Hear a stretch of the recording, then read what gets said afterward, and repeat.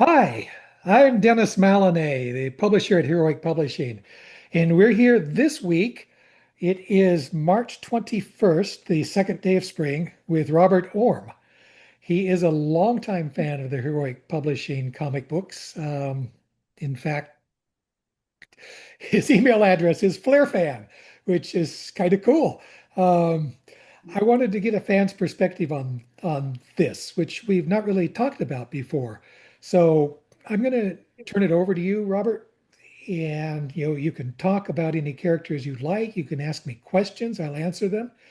You can prompt me to ask you questions. Let's just go for it and see where this takes us over the next half hour.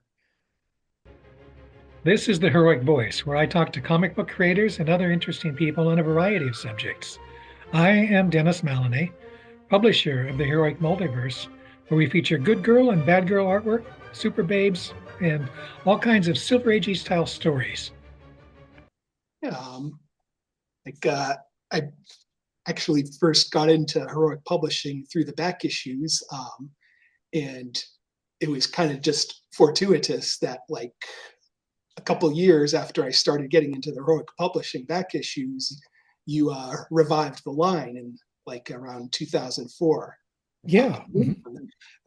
So it was like when I found out about that, I was like, whoa, that's lucky. Um, and like the first character that I really got into was Eternity Smith. He's still one of my favorites. Just I love that archetype of a character who is very moral, always does the right thing, but he's still human because he has his own passions and like desires.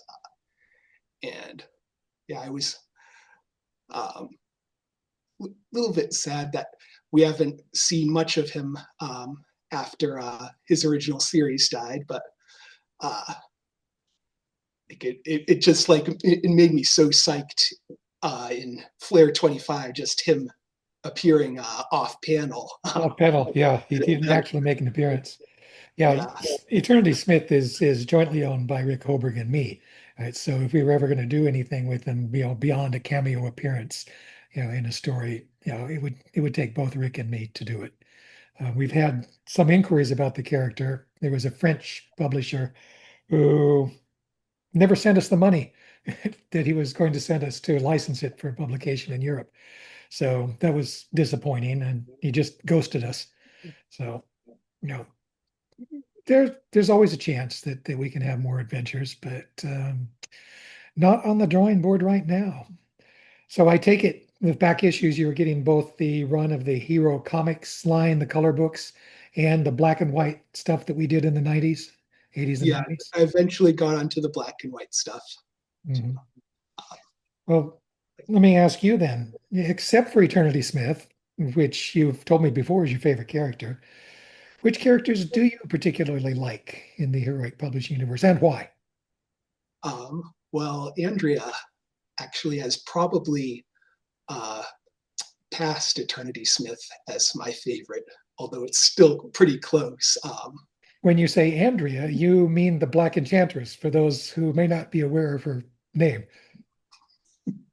Yeah, yeah, I should say that, but yeah, it's like she just feels so real that it's like kind of natural to call her by her first name as if I actually knew her personally.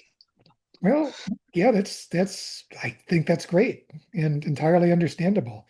Um, she's also calls herself Arcana the Witch Girl when she's doing her detective stuff, right? So she's got aliases. What, yeah, you said that you like her because she feels real. Could you amplify that a bit? What is it about her in particular that makes her seem real to you? Just in that she's as complex and multifaceted as you would expect a real person to be. You know, most fictional characters, they're designed to serve the purposes of the story, and so they don't have they're not as well developed as real people, which is fine enough. But when you can get those few starring characters like built up enough with like so many elements that it's really nice because it feels like you know them. Hmm, Just it's an interesting take. she's Andrea is not a nice person. You're well aware of that, right? yep, yeah. But that's the thing. She's like she scares me, but I also kind of want to give her a hug. She's like I feel like she's in a way she's alone and she doesn't want to be. Not that she doesn't have people with her. She's always had Sig, and now she's has a fairly good relationship with her father and with Lady Arcane. But she has her goal to take over the world is it's in contradiction to what her father and Lady Arcane would want. Um, in a sense, she's working against them, Hmm. although they aren't really conscious of that. Um, and like, she's in her own way, she's on a side by herself. Yeah, It's her against everyone else. I think that's a fair analysis. Um, but you comment on the fact that she wants to own the world, right? As a corollary to that, she doesn't want anyone else coming in and taking over the world. So that gives her common cause with the League of Champions, with her father and her, niece whenever a menace arises. She'll join forces with them to stop whoever it might be. Yeah, no, I like that too because like it goes unsaid, but I feel like in a sense too she wants allies against her enemies, but she also, I think, appreciates a little the sense of family that you get in the champions. Yeah, I think that's right. Alrighty. Let's move on. I completely understand why you like the Black Enchantress. She's And I should also add, one of the things that really bumped up with me was when J. Adam Walters started drawing her because I love the way he draws her. She's just uh, like she's adorable, but when the time is right, she's utterly terrifying. yes, Adam was wonderful, and it's I miss him. I wish he were still here. We still have some things that he's done that we haven't published, but not a lot. Um, we have the very first thing that he sent to me was that Sparkplug story that appeared in Liberty Girl #7, the one where she and Icicle are at Caltech and Sparkplug gets attacked by demon fire. I assume you've read that story at this point, or have I sent it to you yet? I don't think I've read that one yet. I have a couple issues like It's sitting on the stack there that I've received but haven't read yet. okay. Maybe Liberty Girl #7 is among them. I'll be interested Oh, to. yeah, that's right. Liberty Girl #7 is one of the ones I haven't read yet. Okay, well, it's something to look forward to. Yeah, We took a few pieces that some story fragments that we've had sitting around and incorporated them into campfire tales in that Liberty Girl issue, where the girls are sitting around a campfire telling scary stories to each other. So it's worth a read. Okay, so why did you decide to use Flurfan as your email address? well, actually, my dad signed me up for email. This was I was very young when I got that. Like I must have been I was in either college or high school. I want to say college, but he signed it up for me, and I was just kind of like, I'll take that. Um, Okay, so it it's was like not it your was a choice. funny choice in a way because Flair is I love Flair, but she's not never been one of my favorite heroic characters. Well, then let's move down the list. Black Enchantress, Eternity Smith. Who would come in next? I think Ooh, hard choice. feel like Icestar is way up there. Icestar, all right. Like Why? uh, uh, I'm a sucker for guys who are good big brother figures.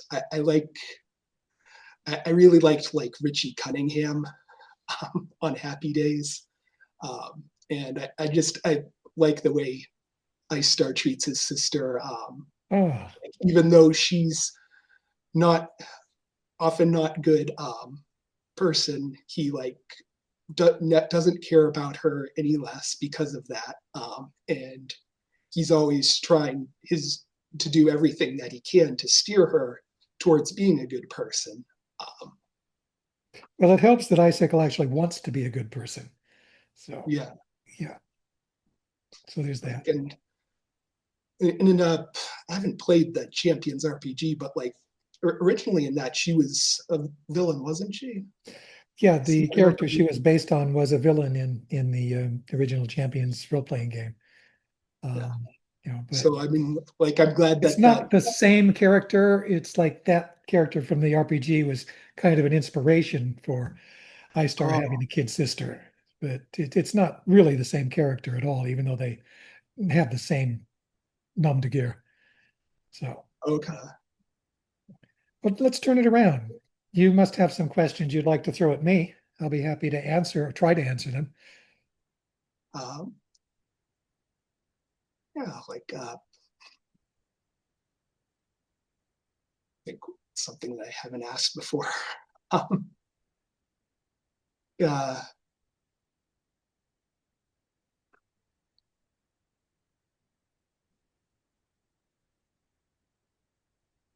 have you ever yeah, I just remembered something. Like you've been for a long time now writing like for your through your own publishing company, but that wasn't always the case. You've written a few things for Marvel, That's true. and for obviously Renegade and Eclipse. Like, have you ever considered like writing again for other companies? Oh yeah, once in a while the bug uh, bites me, but it's difficult to work with people at the big companies these days. I just don't really know very many people there anymore. The guys I knew are gone or dead, or just not working at Marvel or DC anymore. There are a few still there, but and I've broached the subject on a couple of occasions, but we've never been able to work out anything that I want to do that they want done. So, it may happen, but I'm not pushing for it. Kind of on a similar line, like if if you were allowed to write any characters series, like without regard to licensing or ownership or whatever, not which character would you most like to write? These days, it's hard to say. They've done so much damage to most of the characters. If, as you suggest, we could get back to basics, right? I would love a chance to do the Submariner, and start calling him the Submariner again. Um, um, I'd love to do Green Lantern at DC if we could do away with all of the garbage that they've plugged into it in the past 30 or 40 years. Just focused on Alan, really. The one I'd love to do is Alan Scott. Hal is great, but he's not Alan. Um, and they've damaged Alan too. It's there's just so many people working in comics who think they need to put their own take on a character without regard to what the creators of the character really intended. Um, so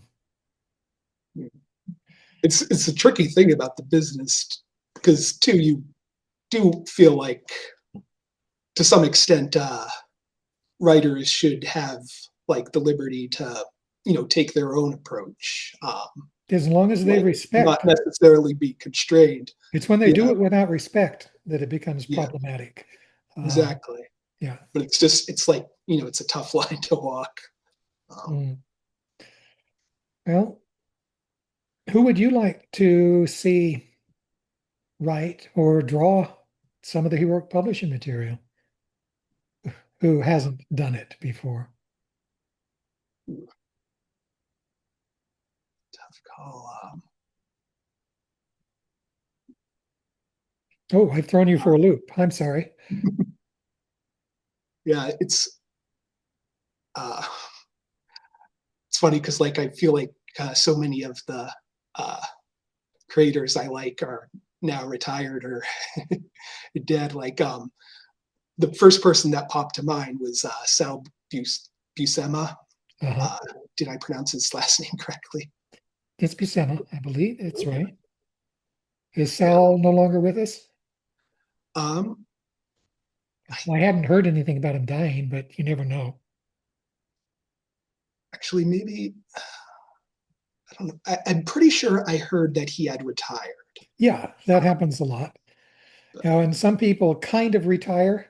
They'll do a little bit of work, but they don't want to do it on a regular basis. They don't want to do, 30 pages a month anymore.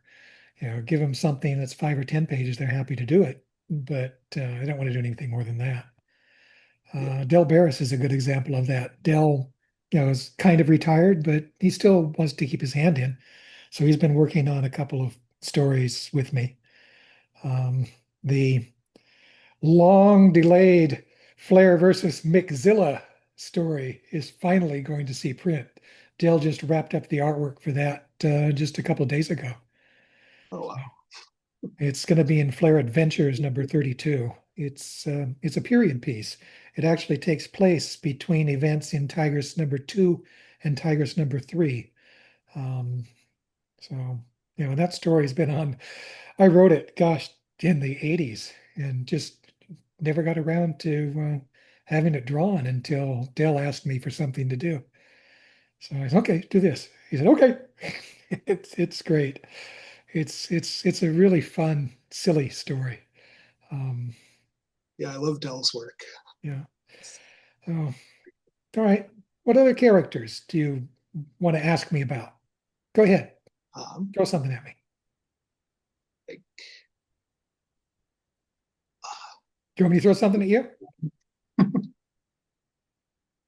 do you remember like back in Eternity Smith backup stories where Boomer and Annie uh, like run into this like supernatural serial killer? Yeah, sardonic. He's Okay, coming back in Huntsman number 9. That story is completed, although I haven't scripted or lettered it yet. That was Steve Perrin's last Huntsman story, and he wanted to do a crossover with Eternity Smith. So we decided to pick up on that sardonic storyline with Annie and Boomer. He's the villain of that story. So you get to see him again.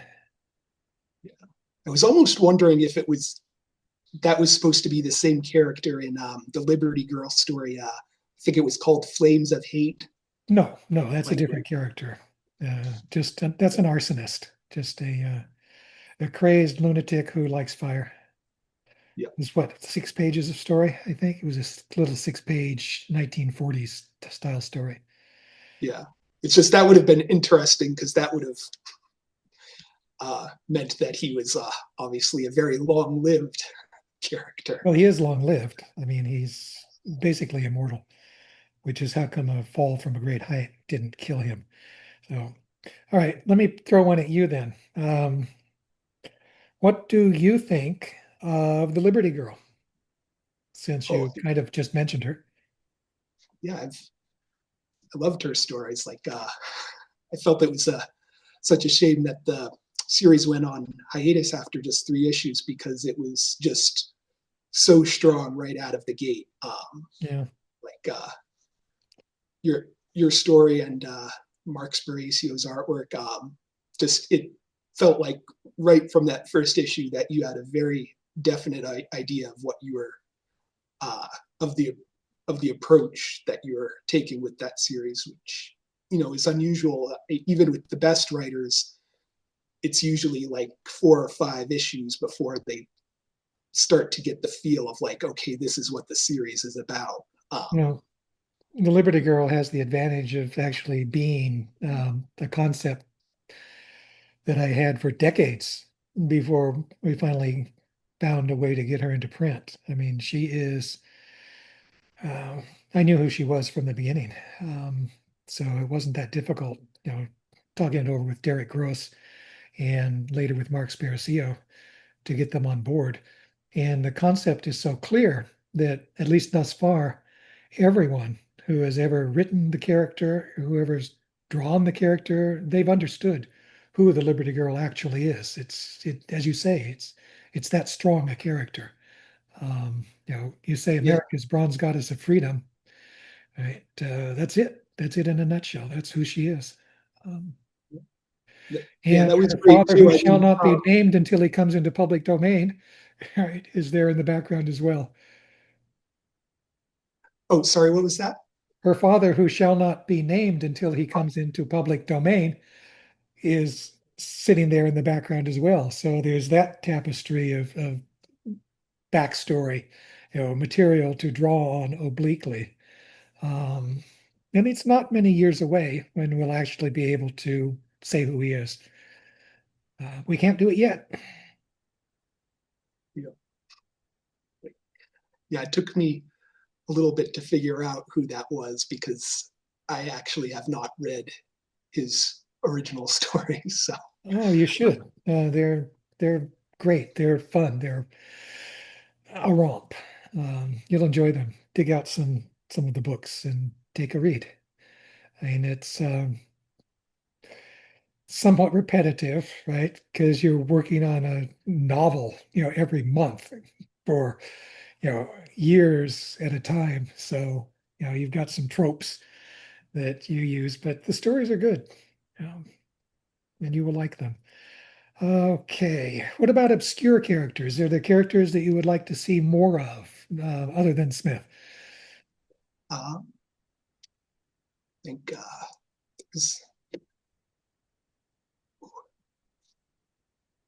um, well, I am glad we're seeing Mechanon again.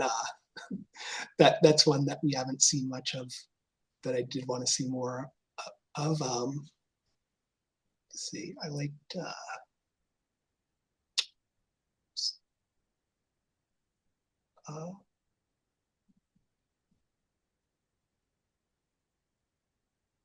You're having trouble with this question. Let's try something else. Is there something that you think we could be doing better, aside from publishing frequency, which I'd love to increase, but yeah, more yeah, specifically? that that's always the thing. I would gladly buy five, have a dozen books a month from you guys, but I know that that's It's just not not within your feasible. resources. Um, it's like I'm not sure this is entirely feasible either, but I I've always liked it best when there's been a like continuously ongoing serial in a series, like with the revived Flare, like the first 12 issues or so, like they form a continuous narrative. It's true. There's Yes. there's smaller story arcs within, but I feel like it's still ongoing.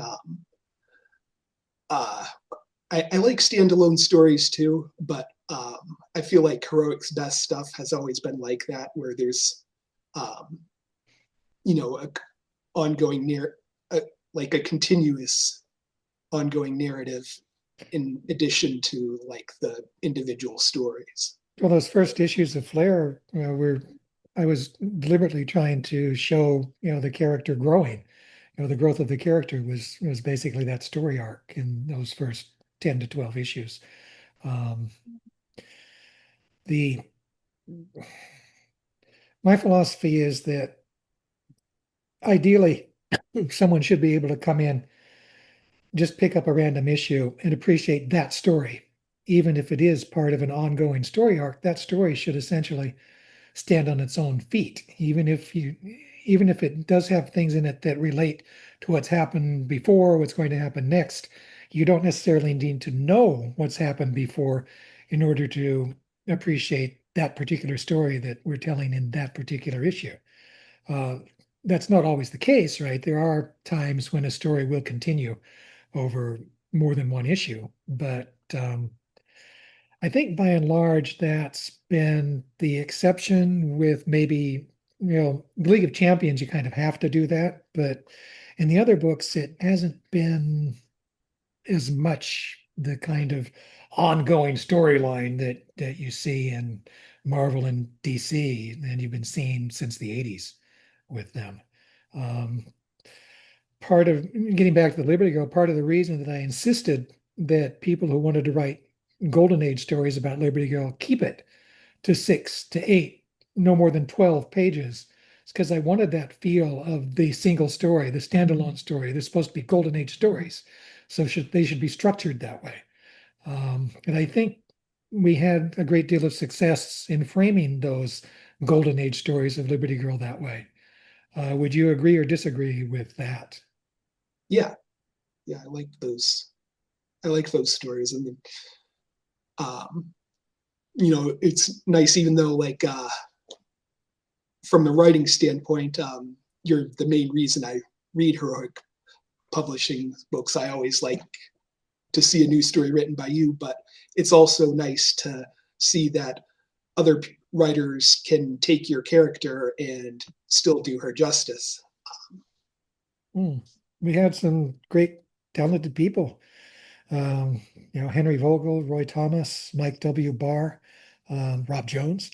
Um, and on the artwork side, right, we had some Dick Giordano stuff. You know, Billy Tucci, who wrote Andrew a story. Oh, They're just some wonderful people out there in the industry. Tony yeah, Isabella. and some of them I haven't actually read their work before. Oh, Before they did before their Liberty Girl stories. oh my. I'd Yeah. never read anything from Billy Tucci. Billy Tucci I does read a She. couple of things by Mike W. Barr, but Mhm. Yeah. not that much. Um, so, okay. I do want to get kind of an overview from you, if it's not too much to ask. If someone comes up to you and asks you for a recommendation, and you decide to recommend Heroic Publishing to him for some reason or another, how would you go about making that recommendation? Um, What would you like say to him? you mean recommending like the Because you're heroic doing that publishing? right now. Um, just I think they've got great, like believable characters who have different sides to them, who can do the right thing or the wrong thing sometimes, but also that their villains are villains, but their heroes are heroes, and they at the same they're at the same time heroes and believable people, and just I never know what to expect from the heroes. You usually when you read a story, you go in and you don't expect what the villain's going to do, but you have a fairly good idea of what the hero is going to do. Um, and I almost never get that from heroic publishing. I Really? always am taken off. I'm not, I hope we're I'm not making repeatedly taken off guard by I what the hope we're hero not is. having them act out of character. When you say they're doing something unexpected, I hope that that's still something that's in character for them. Is that? Yeah, it's still in character. Like, but I Can you think of an example? Give me one example of something that took you by surprise. say, um, Well, how about the G girl? You've been reading the G girl stories. She does things that might be unexpected? Is there something that she's done that you didn't That expect to see? um, brings to mind not something that G Girl did, but Icestar did, where they were fighting the ogre, and Icestar intervened to help the ogre get away. Hmm. And that's something that I would not never have expected. It's not something that you see very often happening in superhero comics. The But you understand hero why. facilitating the villain's getaway, but like once he explained it, it's like it made perfect sense that his goal was not just catch the bad guy; it was to to minimize the harm the bad guy was doing. Uh, Yeah, he didn't want to have bystanders get hurt in an all-out fight between Ogre and the G-Girl, which was about to happen. And that really pissed off the G-Girl because she'd beaten him before. She figured she could beat him again, right? So, yeah. And it's an understandable frustration. But I well, you Robert, feel like Ice Star made the right decision. any last comments that you want to make? Any final question that you want to ask me? And we will wrap this up after that. Uh, yeah, uh, just it's always been wanted to say it's always been nice talking to you. I I still fondly remember back in I think it was 2005 San Diego Comic Con. Uh-huh. I loved going to that where you had like everybody from the Heroic Publishing stable pretty much. You had Gordon Purcell, Steve Perrin, J. Adam Walters, Dave Berg. Yeah. I'm probably not remembering everyone. Well, Not I haven't gone to Comic Con in a long time, but Dave still goes. Dave Berg still goes down there. It's oh, cool. just, it's it's not productive anymore. I don't want to go into that here. Yeah, We are contemplating getting back into the convention game, but San Diego just isn't profitable. It's yeah. not a That waste of time, but it's not as it used to be. So I want to thank you for coming on, giving us a fan's perspective on this. I really appreciate talking to you. I do want to encourage people who are watching this to share this video. Um, Hit the like button, follow us. It's the only way we're going to grow this channel is if people tell people that it exists. So I will sign off now. Wish you a fine rest of the weekend and hope to do this again sometime. yeah. All right. Good night. Good night.